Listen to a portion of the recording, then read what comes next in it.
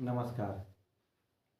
आज से लगभग 21 वर्ष पूर्व चला जाए, 24 नवंबर 2005 ईस्वी को माननीय श्री नीतीश कुमार जी को जनता ने, बिहार की जनता ने भरपूर बहुमत के साथ इस बार सत्ता की कमान सौंपी थी। और माननीय नीतीश कुमार जी लगभग 21 वर्षों से सत्ता के केंद्र बिंदु में माननीय मुख्यमंत्री के तौर पर, भले ही बीच में कुछ एक आध साल के लिए हटे होंगे, लेकिन लगभग 21 वर्षों से सत्ता की कमान, बिहार के सत्ता की कमान उन्हीं के हाथों में है।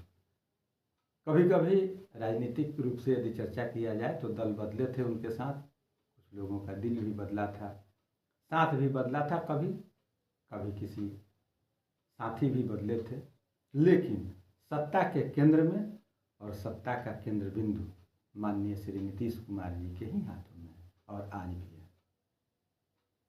और माननीय श्री नीतीश कुमार जी को सुशासन बाबू और सुशासन की सरकार, बिहार, यही पर्यायवाची शब्द के साथ विगत 21 वर्षों से जाना जाता है।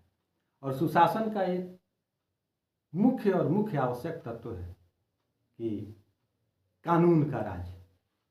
आज भी माननीय मुख्यमंत्री जी ने हाल फिलहाल में पटना पटेल भवन में जो बिहार का पुलिस मुख्यालय है, उसमें बड़ी सख्ती के साथ बिहार के पुलिस पदाधिकारियों के साथ जो बैठक हुई है, उसमें कहा है कि किसी भी तरह से बिहार में कानून का राज स्थापित रहना चाहिए। इस बार सरकार जो बनी है 2025 ईस्वी में, नई सरकार, उसमें गृह विभाग की कमान माननीय उप मुख्यमंत्री श्री सम्राट चौधरी जी के हाथों में दिया गया है।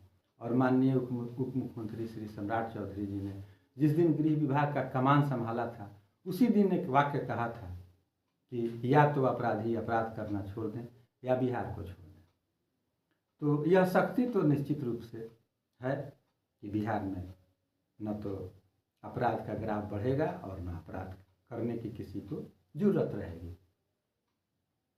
सुशासन का एक अर्थ यह भी होता है कि अमन चैन के साथ जनता अपना कार्य करे और विकास के साथ सरकार जो है तेज रफ्तार के साथ बिहार अपना आगे बढ़े, और इसके लिए सरकार तत्पर है। इस सरकार की, एनडीए की सरकार की 2005 से यह वाक्य के साथ चल रही है कि न्याय के साथ विकास।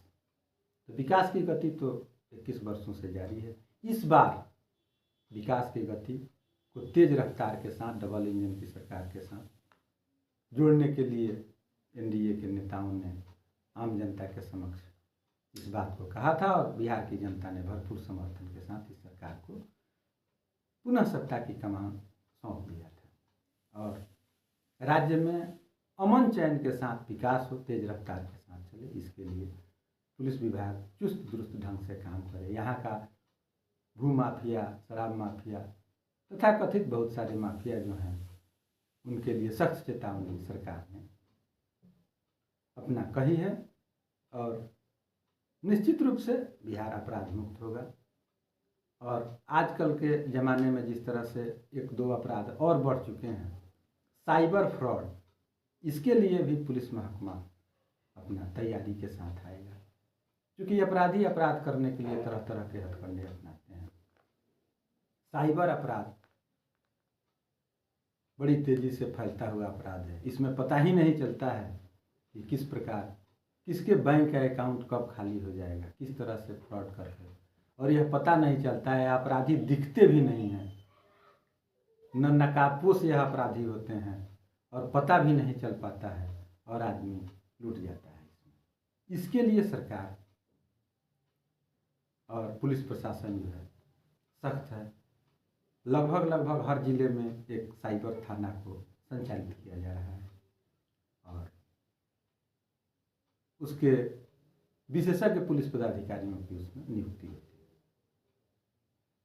है। इस प्रकार बहुत सारी चुनौतियां हैं सरकार अपराध मुक्त बिहार बनाने के लिए, क्योंकि नए उद्योगपति को लाना है, इसलिए बिहार में सुख चैन, अमन चैन की आवश्यकता है, शांति की आवश्यकता है। किसी भी तरह का कोई अपराध यह सरकार बर्दाश्त नहीं करेगी। इसी के साथ यह सरकार चल रही है। और आम जनता भी राहत महसूस करेगी।